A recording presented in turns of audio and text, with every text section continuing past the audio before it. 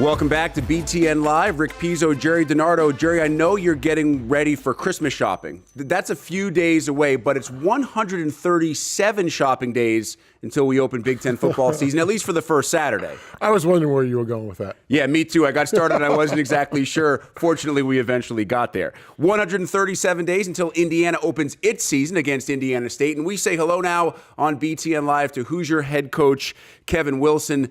Kevin, last time we spoke with you was right at the start of spring ball, and you said one of the things you were most anxious to see was how the defense adjusted. Obviously, a new defensive coordinator, some changes to the staff. How did that play itself out through spring?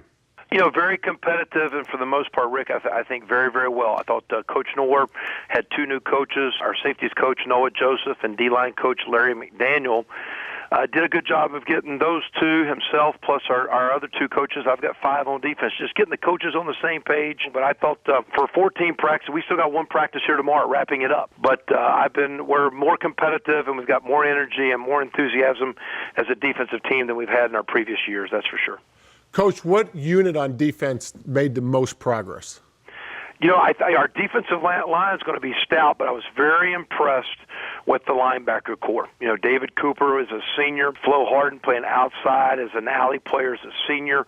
But it was guys like Clyde Newton that played a year ago as a freshman, Marcus Oliver, an inside guy with some great instincts, and T.J. Simmons, another true freshman. I think those 3 guys really emerged. And with Mangieri and Shaw and David Kinney staying outside, I think we've got a little bit more edge presence.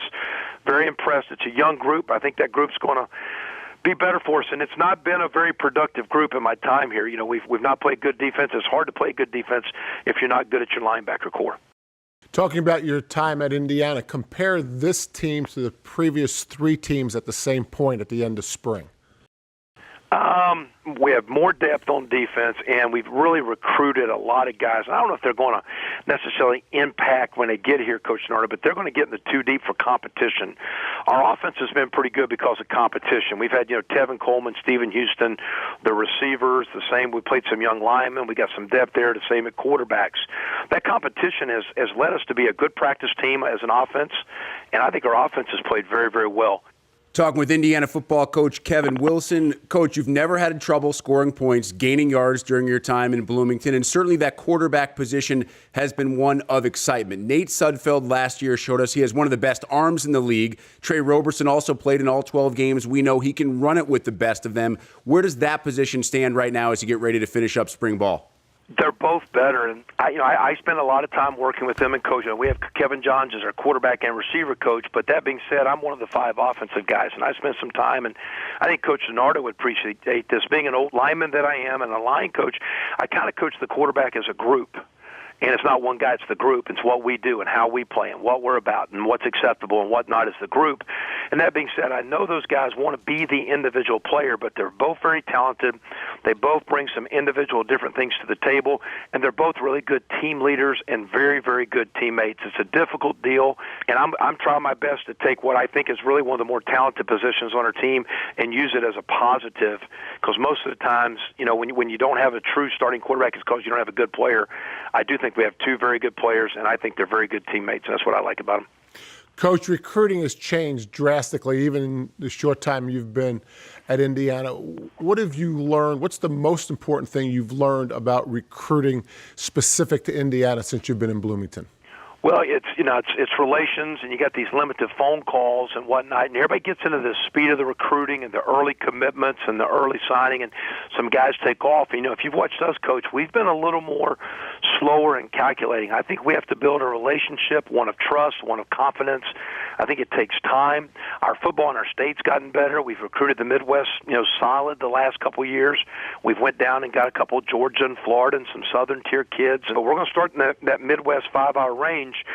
But we're a little conservative early. We offer a kid to try to build the relationship more than let's get this fast commitment, because I feel sometimes kids are picking jerseys in stadiums and coaches are picking highlight tapes. And at the end of the day, it's about relationships and does this guy fit your family? Finally, Kevin, I said it to Jerry earlier. Every Monday, I kind of like to take a closer look during the off season at what the fall schedule looks like for each team. And when I found out we were chatting with you, I wanted to take a close look at yours. And my first reaction was, wow, you have road non-conference games against a really underrated Bowling Green team. Obviously, the road portion of the home and home against Missouri. North Texas is never easy. And then road games only in the East Division. You're at Iowa City. You're at Ann Arbor. You're at Columbus. I know I'm not telling you anything that you haven't already looked at a million times, but can you actually try to explain the degree of difficulty of the schedule which faces your team this fall?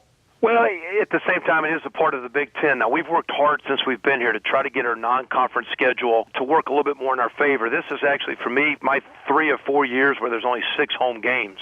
We're working hard to move that to a 7 and 5 deal consistently. When the league goes to 5 Big Ten games or 4 Big Ten games at home, I've got our administration looking at those 18, 19, 20, 21 years to get us at that 7 number. Last year we had 8, which was awesome. It still was a very competitive schedule, and we come out as a 5 and 7 team, and I think we played most of those teams were bowl teams we played, except 1 or 2, and it'll be the same thing this year. I do like, though, as we move forward, and we were just talking recruiting, I think our division gives us a chance from where we're located to recruit better, because I think kids want to play in those environments and in those arenas and in those games. So when you're going to recruit our state and recruit the Midwest and camp out a lot in Ohio and get over into Pennsylvania and you go down Georgia, Florida, I love the East Division. You didn't mention going to Rutgers, which is going to be a tough test. At the same time, I think our team is now mature enough. It's going to be a difficult deal, but I think this team's going to be mature enough and good enough that we're not going to sit here and say the schedule's why we're not going to have a good season. As always, great insight and candor from Indiana head coach Kevin Wilson. Coach, truly appreciate the time. I'm sure we'll chat with you again soon. Thanks, Rick. Thanks, Coach. Appreciate you guys.